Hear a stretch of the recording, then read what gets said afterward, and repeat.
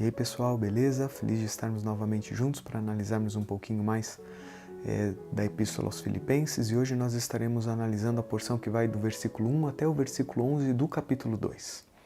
Ali a gente encontra o apóstolo Paulo apresentando alguns conselhos muito pertinentes àquela comunidade, expressando o seu desejo de vê-la crescer, expressando o seu desejo de ver o bem para aquela comunidade. E esses conselhos, eles cruzam a história e chegam até a gente hoje, nos persuadindo, nos confrontando a vivermos um cristianismo que de fato expresse que nós pertencemos a Cristo. Nas palavras do apóstolo Paulo, nós somos chamados a vivermos uma realidade que passa por diferentes aspectos da nossa vida. E é muito importante destacar que quando ele fala aqui de unidade, ele se refere à unidade de propósito, onde a maior motivação seguramente é o amor por Cristo.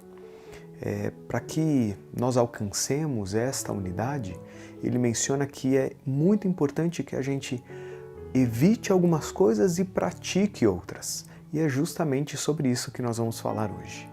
Logo no versículo 3, o apóstolo Paulo ele menciona duas atitudes que nós deveríamos evitar se nós queremos então alcançar essa unidade de propósito, essa unidade que expresse que nós de fato amamos a Cristo e desejamos um dia encontrá-lo. A primeira dessas atitudes que ele menciona, ele chama de ambição egoísta. É muito importante mencionar que dentro da definição ou dentro das definições para a palavra, o que é dado à palavra ambição, está também desejo de atingir um objetivo específico, um anseio, uma aspiração, uma determinação ou pretensão. Seguindo essa lógica e esse pensamento, a gente percebe que a ambição não necessariamente ela é ruim, já que todos nós precisamos ter metas, objetivos, sermos determinados. A ambição ela pode ser ruim ou pode ser boa, mas o que vai determinar isso é o fim que eu quero dar para aquilo que eu ambiciono. Interessante destacar que o texto ele menciona ou ele fala que a atitude que nós devemos evitar é a atitude da ambição egoísta, ou seja, aquela ambição que tem como propósito final a exaltação do próprio eu ou a minha própria exaltação. Em outras palavras, este tipo de motivação ou ambição é gerado por uma falta de contentamento, me levando muitas vezes a viver uma rivalidade que em nada exalta ou caracteriza o reino de Deus. Há uma segunda atitude destacada nesse versículo 3 que nós devemos evitar, e aqui é traduzida como vaidade. Essa palavra ela também pode ser entendida como orgulho vazio. Orgulho vazio porque não há méritos em nós mesmos ou algo em nós mesmos digno de orgulho. Ao contrário, como disse C.S. Lewis, o orgulho é a galinha sobre a qual todos os outros pecados são chocados. Orgulho aqui é aquela atitude que, ao olharmos para nós mesmos, a gente imagina que existe algum mérito ou algo digno de exaltação em nossas atitudes. Ao contrário, a gente percebe, através das lentes do Evangelho, que os méritos não são nossos. Os méritos, sim, são de outra pessoa. Mas ao mesmo tempo que o apóstolo Paulo menciona que nós devemos evitar essas duas atitudes, ou seja, a ambição egoísta e essa vaidade que tem a ver com esse orgulho vazio, ele também menciona que nós devemos considerar algo, considerar os outros maiores ou superiores a nós mesmos. É interessante a gente perceber que a palavra que o apóstolo Paulo utiliza aqui, é traduzida como considerem, é uma palavra tirada do contexto da matemática.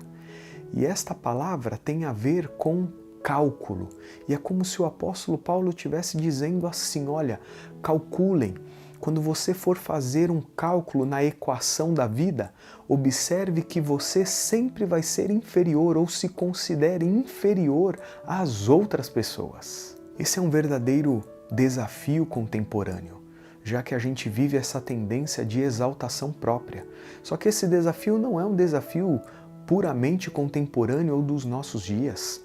Entende-se que para os ouvintes daquela época, principalmente para aqueles que viviam a cultura greco-romana, pensar em tal atitude de humildade ou humilhação era algo totalmente desconexo e fora do contexto ou impraticável. Fato é que o apóstolo ele não está falando nada absurdo.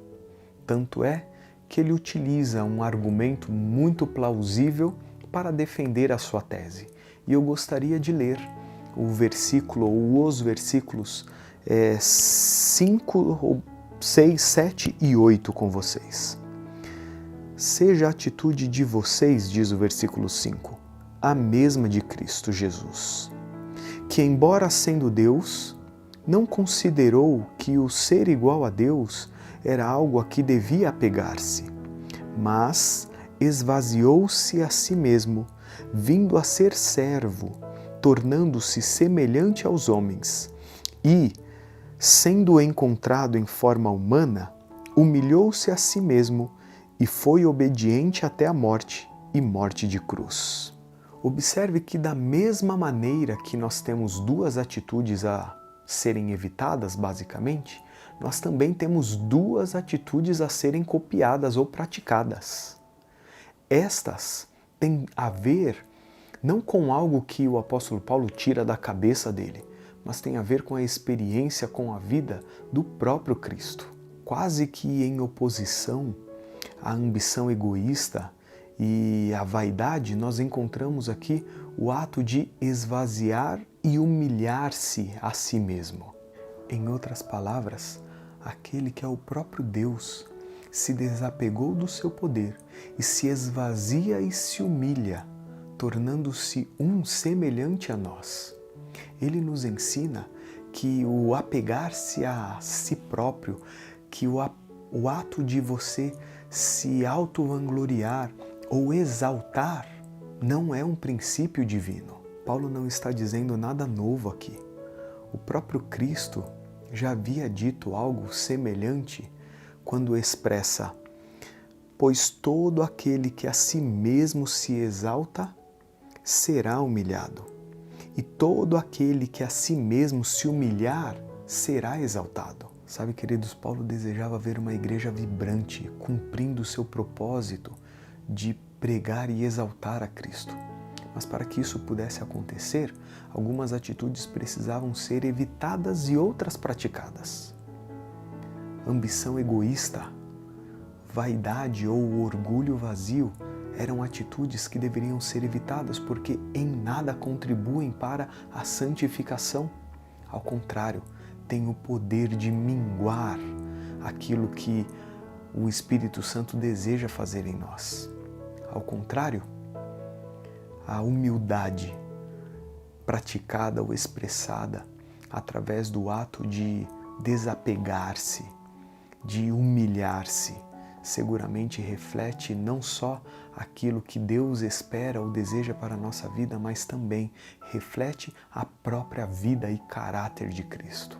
Sabe, queridos, o apóstolo Paulo faz um chamado aqui para que aquela comunidade vivesse aquilo que Cristo viveu. E eu espero que nós hoje também tenhamos esse desejo de viver de forma humilde, expressar de forma humilde que nós não somente amamos a Cristo, mas nós também desejamos nos assemelhar a Ele. Esse é o seu desejo? Se esse é o seu desejo, eu gostaria de orar por você.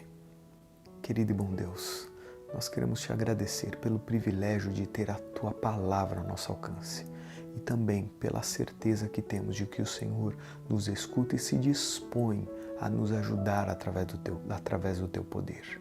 Por favor, nos tome em Teus braços de amor e nos ajude a vivermos esta experiência, esse cristianismo, onde a gente, de forma humilde, expressa que, de fato, nós pertencemos ao Senhor e te amamos acima de tudo. Que essas atitudes a serem evitadas, ou seja, a ambição egoísta e essa vaidade ou orgulho vazio, que sejam dissipados da nossa vida. E, ao contrário, a gente viva esse ato de desapegar-se e se humilhar diante do Senhor, entendendo que em Ti nós podemos todas as coisas. Nos tome em Teus braços de amor e que as Tuas bênçãos sejam derramadas sobre a nossa vida. É o que a gente pede em nome de Cristo Jesus. Amém, Senhor. Valeu, queridos. Mais uma vez foi ótimo podermos passar esse tempinho juntos. Por favor, não deixa de compartilhar esse conteúdo com aquelas pessoas que você entende que podem estar precisando e também se inscrevam no canal para continuarem recebendo o conteúdo que a gente tem disponibilizado para vocês. Que Deus abençoe. Um forte abraço. Tchau, tchau.